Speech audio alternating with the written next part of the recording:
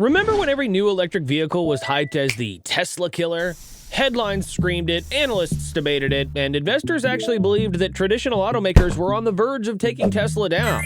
Well, fast forward to now, that entire myth is dead. Not because the legacy automakers finally caught up, but because they've fallen even further behind. Tesla isn't just surviving in the EV space. It's widening the gap, and the companies once expected to crush it are now fighting for air in a slowing market. So today we're going to break down exactly why the Tesla killer story has collapsed and why legacy automakers like General Motors, Ford, and even new players like Rivian might be facing serious trouble ahead. Stick around to the end because we'll also talk about how traders are positioning themselves to potentially profit from this shift and the critical risks you need to understand before shorting any stock. Part 1. The contrarian case. Here's the truth most investors are finally realizing. Tesla isn't a car company.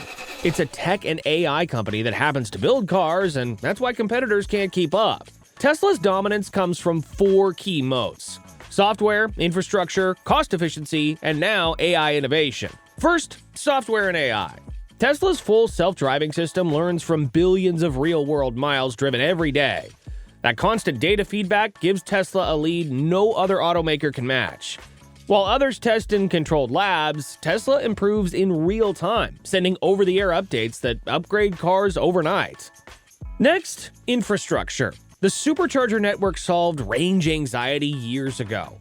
It's reliable, it's everywhere, and now even rival automakers are adopting Tesla's plug standard. Competing with Tesla's charging network has become so costly that others are simply joining it. Then there's vertical integration.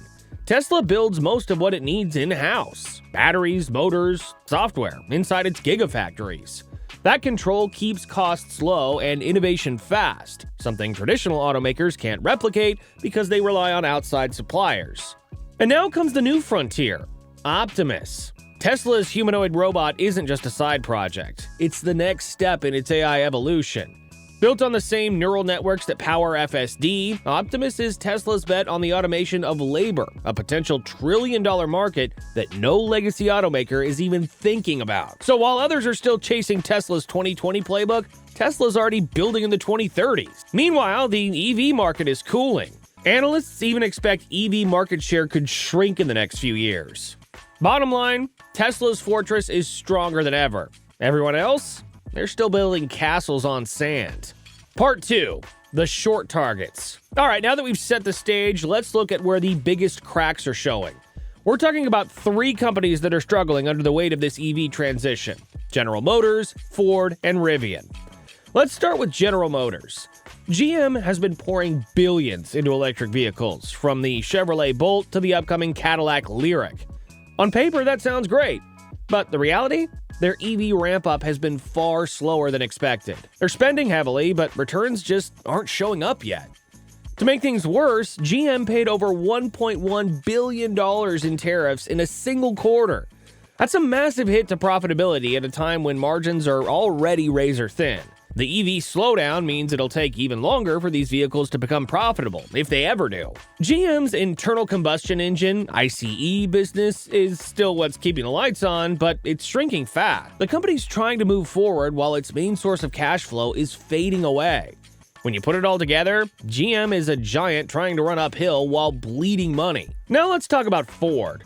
Ford's EV story is nearly identical and arguably worse.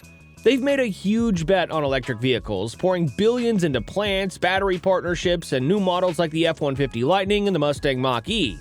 But there's a problem. The EV market contraction means Ford can't achieve the scale it needs to make these investments pay off. They're stuck in a price war with Tesla, trying to stay competitive while losing margin on every sale. In 2024, Ford's EV division reported billions in losses, and the company itself admitted that the path to profitability for its EV business could take years, if not longer. What's more concerning is Ford's valuation. Besides these challenges, the market has been relatively generous to the stock, which makes it vulnerable to sharp corrections when reality hits. Then we have Rivian. Unlike GM and Ford, Rivian doesn't have a legacy business to fall back on. It's a pure-play EV company, but it's burning through cash at an alarming rate.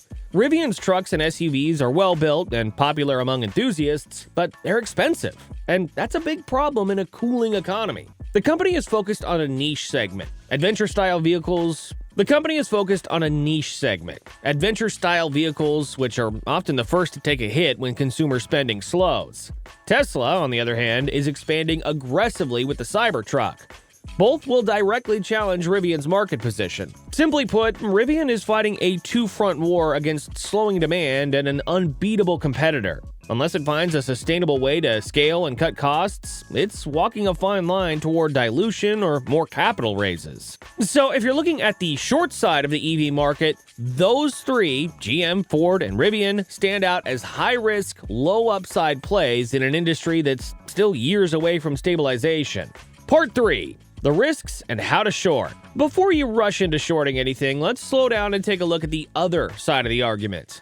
Legacy automakers aren't going bankrupt tomorrow. They still have strong assets that can't be ignored. They have diversified revenue streams. Their gas and hybrid vehicles still bring in billions. They have government support and access to bailout mechanisms if the EV transition really stalls.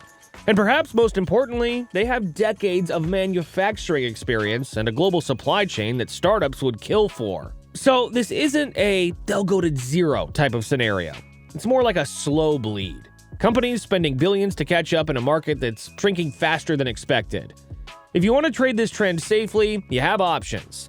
The simplest way is through inverse ETFs. Instead of shorting a single company directly, which can carry unlimited risk, inverse ETFs move in the opposite direction of an index. For example, SQQQ is a 3 times inverse ETF of the NASDAQ 100. It goes up when tech stocks, including Tesla and other EV names, go down. Or you can look at SDS, which is a 2 times inverse ETF of the S&P 500. It's a broader play for market downturns. But here's the key, and it's something most traders overlook. Inverse and leveraged ETFs are designed for daily movements, not long-term holding. Over time, they decay. Even if the market moves in your favor over weeks or months, these ETFs can still lose value due to compounding effect. So if you use them, treat them as very short-term tactical tools, not investments. And make sure you understand how they work and the costs involved. And of course, never short blindly. Always manage your risk. Set stop losses, use small position sizes, and remember, shorting carries theoretically unlimited loss potential. So let's wrap this up. The Tesla killer myth was built on the assumption that traditional automakers could match Tesla's speed, software, and innovation. But they can't. And now, just as they're spending billions to catch up, the entire EV market is slowing down. That combination of high cost, lower demand, and no clear competitive edge is a dangerous mix for legacy auto stocks. General Motors and Ford are trapped between two worlds. The old combustion era and the new EV landscape they can't fully control. Rivian, on the other hand, is trying to scale in an environment where money is expensive, consumers are cautious, and Tesla dominates every corner of the market. If you believe in Tesla's long-term moat and think the broader market is underestimating how hard this transition will be, shorting these names carefully and strategically could be a smart contrarian move. But remember this, risk management is everything. Shorting is not a game for beginners. Never risk more than you can afford to lose, never go all in on one position, and always plan your exit both ways, when to take a profit and when to cut losses. Markets can stay irrational longer than you can stay solvent.